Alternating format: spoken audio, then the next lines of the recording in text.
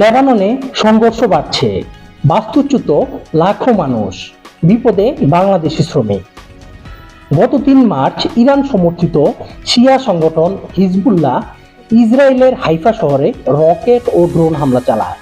এরপর করেই ইসরায়েল লেবাননে হিজবুল্লাহর বিভিন্ন লক্ষ্যবস্তুতে পাল্টা হামলা শুরু করে। এরপর থেকে হামলা আরও তীব্র হয়ে উঠেছে এবং দেশের বিভিন্ন এলাকায় আতঙ্ক ও অস্থিরতা ছড়িয়ে পড়েছে। আন্তর্জাতিক সংস্থাগুলোর মতে চলমান সংঘর্ষের কারণে লেবাননে বড় ধরনের মানবিক সংকট তৈরি হচ্ছে। ইউনিসেফ জানিয়েছে, সাম্প্রতিক হামলায় প্রায় ৮ লাখ মানুষ তাদের বাড়িঘর ছেড়ে যেতে বাধ্য হয়েছে, যার মধ্যে প্রায় ২ লাখ শিশু রয়েছে। খাদ্য ও জ্বালানির দাম বাড়ায় সাধারণ মানুষের দুর্ভোগ বেড়ে গেছে।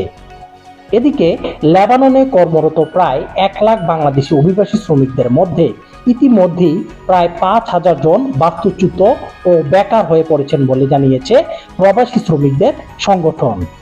পরিস্থিতি আরও খারাপ হলে তাদের নিরাপত্তা নিয়ে উদ্বেগ বাড়ছে।